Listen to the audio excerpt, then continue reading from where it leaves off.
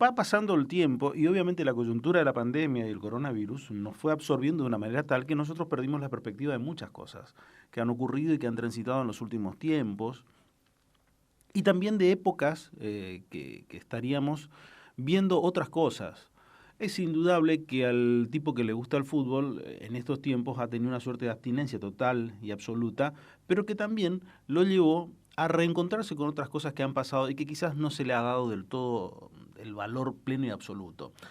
Una de esas cosas que por estos días está pasando es 30 años del Mundial 90. Ese mundial que aquellos que pudieron transitarlo, que pudieron verlo, aquellos apasionados del fútbol o no tanto, siempre miran con cierta óptica que es en cierta medida contradictoria, porque se jugó horrible, porque se jugó heroicamente, más que futbolísticamente, se llegó a una final con el sabor de una injusticia en el final, pero sabiendo que en realidad se llegó más lejos de lo que se debía llegar. Bueno, un montón de cosas, pero ese último, no sé si decirlo ese último mundial, pero el último mundial es precisamente el libro de Un recorrido sensorial por Italia 90, es el libro escrito por Cune Molinero y Alejandro Turner. Hola Cune, ¿cómo te va? Buen día, ¿cómo estás? Hola, buen día, ¿cómo estás vos? Bien, Muchas bien, gracias bien. por el llamado. Por favor, ¿cómo se encara esta clase de libros? Digo, desde el punto de vista del tipo que le gusta el fútbol, del que le gusta el periodismo, que le gusta analizar en sí lo que fue un hecho que marcó también en la Argentina en pleno año 90, llegando a tener un reconocimiento que en la Argentina no es un reconocimiento, nunca se reconoce el que pierde. Argentina terminó perdiendo una final. ¿Cómo lo ves? Mira, en nuestro caso llegamos a escribir este libro, bueno, un poco yo soy periodista, productor de televisión, Alejandro es guionista, trabajamos mucho tiempo juntos y un poco todo el tiempo que no, de esos ratos de ocio del trabajo siempre terminábamos hablando de fútbol, por eso también hicimos un libro antes llamado Atlas de Camisetas, que es sobre las camisetas del fútbol argentino, pero a llegamos básicamente por nuestra propia experiencia, por todo esto que dijiste en la introducción, que fue un mundial que más allá de todas las vicisitudes nos dejó marcado, y fue un poco para responder todas estas preguntas, entre otras esta pregunta, ¿no? ¿Por qué en la Argentina, donde al que pierde o al segundo mucho no se lo reconoce, más cuando el director técnico de ese equipo pregonaba eso, Bilardo decía que el segundo nadie se acuerda, se da semejante, se lo recuerda siempre, cualquier chico que ataja un penal sabe que si vos le decís sos Goicoechea entiende, aunque tenga 10 años, que si algo se te inflama y te dicen lo tenés como el tobillo de Maradona, lo entiende perfectamente. Es como que fue quedando en el ADN del pueblo futbolero argentino. Fue un poco para responder todas esas preguntas y para analizar, bueno, qué fue lo que pasó y si fue solo un fenómeno futbolístico o trascendía lo futbolístico. Claro, ahora el libro, por dónde encara, por dónde va, por dónde avanza, historias, anécdotas de lo que fue el 90, visibilidad de lo que fue la sociedad, cómo recibió eso, por dónde va.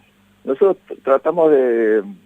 A ver, ese es un equipo muy particular, porque este proceso empieza 8 años antes, en realidad. Tiene un momento de gloria en México 86, un triunfo brillante de la selección argentina, que también tiene sus particularidades previas, es un equipo muy resistido y demás, pero nosotros hicimos un recorrido queríamos contar el Mundial y tratar de responder esto que te decía antes, pero entonces hicimos un recorrido que está graficado en la introducción de balcón a balcón, es decir, del final del 86 al final del 90, de la foto del balcón con el equipo recibiendo el saludo de la gente en el 86, sí, y después en el 90. Y entre esos dos balcones pasaron un montón de cosas. A ese equipo le pasaron un montón de cosas, a Bilardo, a Maradona, que eran los dos líderes, y al país. ¿No? En el 86 sale el equipo sin el presidente que estaba en ese momento, que era Raúl Alfonsín, como que les dice, el balcón es suyo, y en el 90 el primero que sale es el presidente Carlos Menem, sí, y detrás viene el equipo. No es una valoración, digo, son hechos puntuales, ¿no? Que sucedieron y reales. También por eso el último mundial, el título que elegimos, también un poco una provocación, digamos, ¿no? Creemos que en muchos casos fue el último mundial por muchas cosas, que tuvo diversas cosas objetivamente, y en otros es, bueno, una valoración nuestra y es parte del juego de hacer un libro también. Claro, dentro del ámbito del fútbol quizás puede ser de lo más controvertido, digo, por cómo se llegó. Sí, Un milagro total y absoluto a una definición que uno quería ganar como siempre quiere ganar, pero a sabiendas que el otro era superior. Sí, bueno, Argentina jugó muy mal ese mundial, venía jugando mal todos los... A ver, del 86 en adelante jugó bien un par de partidos nada más. Cuando digo un par de partidos, no es en sentido figurado, son 1 o 2 partidos, no más que eso en 4 años. Estuvo casi un año sin hacer goles ese equipo.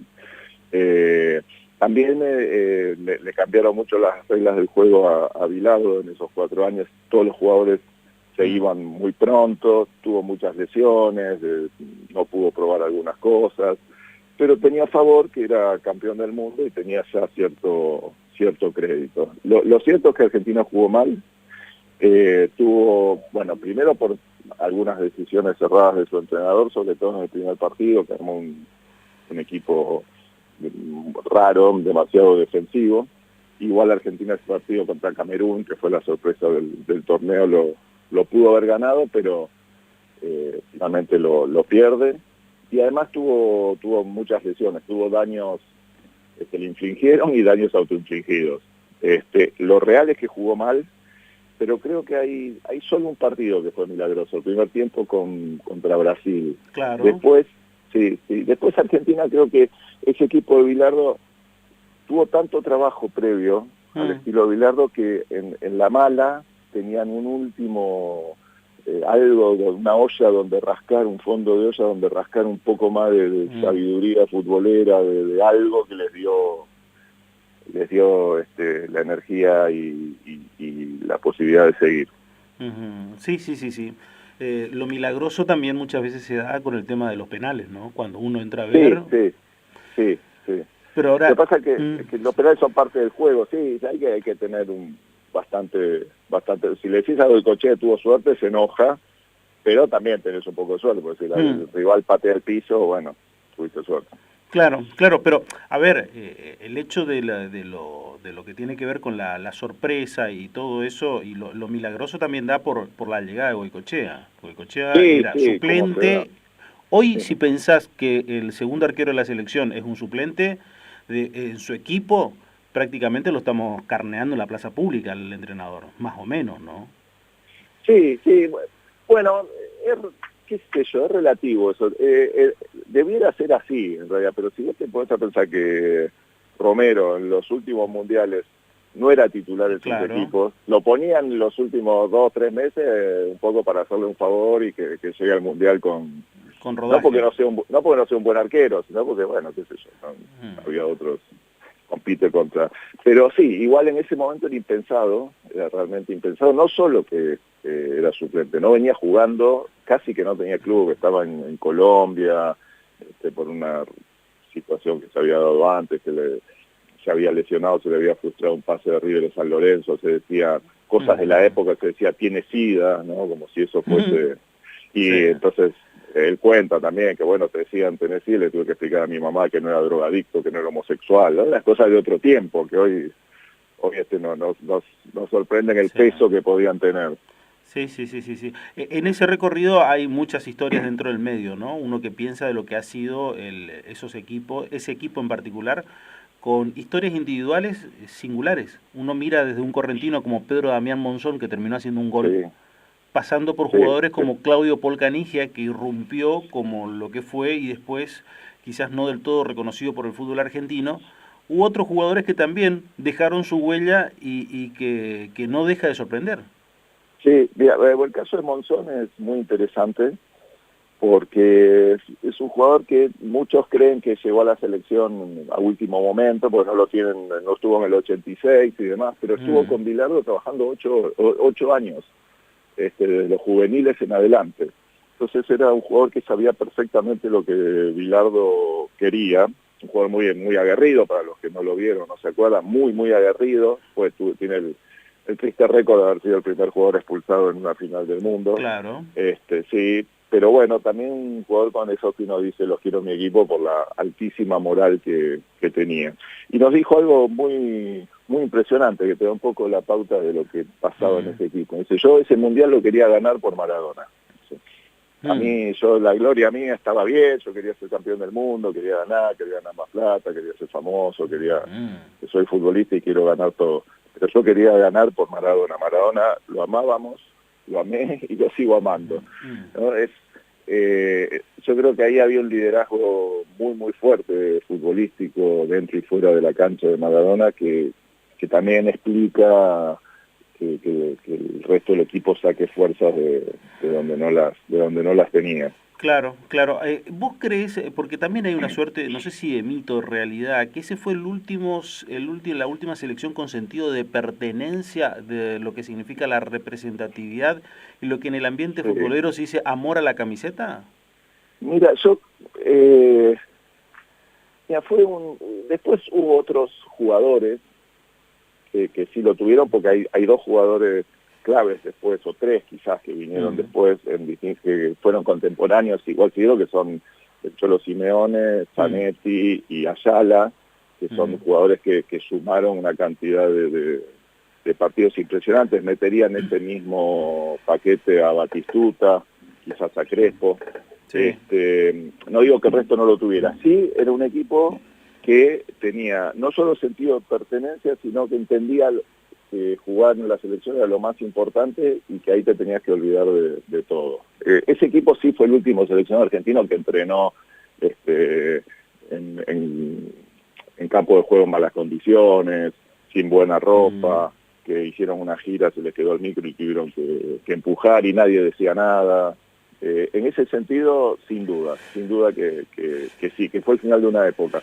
Si vos te fijas, el Mundial 94, que es el inmediatamente posterior, empiezan todas esas cosas de las gorritas, las exclusividades, ya hay como una mercantilización que tiene que ver con lo que pasaba en el país también, ¿no? Claro. Esa suerte de romanticismo futbolero se dejó de lado. Eso de decir, yo entreno porque en realidad represento a mi país. Sí, yo creo que el amor o querer triunfar en la selección siempre está presente, pero después empiezan a jugar otras cosas que ya no lo dejan, no ponen eso en primer plano, sino que lo van desplazando, igualando con otras cosas. En ese sentido, hoy ningún jugador va a entrenarse solo con el entrenador de la selección, como si hicieran Simón, Ruggeri, Burruchaga, que eran jugadores consagrados, no eran chiquitos que empezaban. O sea que también dos cosas me quedan de ese Mundial. La particularidad para Corrientes, que fue un jugador que jugaba aquí en Corrientes, José Horacio Basualdo, acá conocido como el Nene en realidad. Después lo bautizan el Pepe cuando regresa a Buenos Aires, digo, porque Mandillú pasó al Stuttgart de Alemania, y después de Alemania volvió a Racing, Vélez y después Boca, donde terminó consagrándose. Pero permitió eso, tenía otra visión y otra apertura mental para ciertos jugadores. Y además, también me quedaba pensando en esas formaciones y las lesiones. ¿Cómo impactaron las lesiones en esa selección? Sí, bueno, primero primero un capítulo aparte para Basualdo, que realmente es para mí es un jugador fuera de serie. Y además, recordemos que jugar en el interior en la Argentina hace 30 años no era lo mismo que ahora. Claro. Si bien Mandillú estaba en la primera y se mantuvo mucho tiempo, si mal no recuerdo, creo que fue el primer ascendido del nuevo Nacional B o el segundo, no me acuerdo, pero fue un equipo muy importante, que hizo muy buenas campañas, y no era lo mismo, era muy meritorio llegar a la selección desde el interior, y después se fue a Alemania. Y cuando se fue a Alemania, él le tenía muchas dudas, no sabía, el Corrientes estaba muy cómodo, el fútbol argentino estaba contento, lo querían, y Bilardo le dijo, anda que vas a aprender un montón de cosas que en el fútbol argentino va a ser más difícil. Perdón, me perdí, me olvidé de la pregunta. No, y después te comentaba el tema de las lesiones, la cantidad de lesiones, Sí, porque sí, por sí, ejemplo sí, el gringo sí, Justi no pudo jugar por lesión, Ruggeri sí, sí, salió en el último partido sí, por una sí. lesión. Mira, ahí llegaban muy cascoteados, muy castigados los viejos. Cuando digo los viejos, los del 86. Justi casi no va al Mundial, pero para Bilardo era fundamental. Brown Sí. queda fuera. Sí. Ruggeri una pubalgia que nos cuenta Calderón que dormía con él en la habitación y que cada mañana para ir a desayunar tenía que dar las dos manos y ayudarlo a pararse porque no podía hacer ese movimiento que después con el correr del día entraba en calor y se le iba. Y la enorme mala suerte de que a Maradona en un entrenamiento le pisan una uña, el dedo gordo del pie, y se le inflama la uña de una manera impresionante. Y después contra Camerún, que lo muelen a patadas y le dejan el tobillo a la miseria. Sí, lo que señalabas antes, lo de Pumpido, que parece que fue proverbial, porque después Ortigochea lo fractura, que Goicoechea ataja los penales, pero para el equipo fue un impacto fuerte, porque era un tipo muy importante en el plantel. Hay un detalle que para mí por lo menos no es menor, más allá de esto que nos encanta y nos apasiona a los dos, evidentemente, la cuestión del fútbol, que pasa por la cuestión social, porque marca un cambio de una época. Quizás uno lo banaliza o lo menosprecia, pero el transcurso del 86 al 90 es un cambio notable de lo que ha sido un gobierno de Alfonsín, los albores de la democracia, los primeros años que se transitaban, a lo que fue el Mundial 90 con una crisis económica de hiperinflación del año 89, entrando a salir de la misma con un Carlos Menem como presidente. Era otra sociedad. Sí. Claro, nosotros nos olvidamos, pasaron tantas cosas en este país. En el 86 todavía estábamos en la primavera democrática y con la esperanza de que en algún momento iba a ser verdad que con solo estar en democracia se comía, se curaba y se educaba. Después nos dimos cuenta que las enormes limitaciones de la democracia argentina, y se venía a venir la compatibilidad y la llegada fuerte del neoliberalismo y de la flexibilización laboral, iba a ser otra sociedad sin duda. Y además, la hiperinflación del 89, que nosotros tenemos mucho más cerca la última crisis de hace un año y medio, o la actual por la pandemia, o la del 2001, pero la del 89 fue muy severa también. La gente le costó mucho recuperarse. Y en el mundo estaba cambiando el mundo también. Claro. Fue el último mundial también para muchos de los países del este. La URSS ya no volvió a jugar ningún mundial como tal. Lo mismo que Checoslovaquia, que Yugoslavia. Alemania Federal sale campeona como Alemania Federal y no como Alemania. Claro, exactamente. Que estaba dividida Alemania en dos todavía, pero estaba dividido en dos, pero a ver, en lo futbolístico, porque ya había caído el muro de Berlín a esa altura. Sí, ya había caído, pero todavía no se había concretado la unificación alemana. La unificación administrativa, política, todavía no habían sido las primeras elecciones y demás. ¿Y a vos cómo te agarró ese mundial? Y a mí me agarró en la facultad, yo en esa época estudiaba Derecho, siempre me gustó mucho el fútbol, en esa época era mucho más apasionado, hasta el punto que yo en el 90 sabía perfectamente la fecha de los partidos y demás, y un profesor dio la fecha de un segundo parcial después de la primera rueda.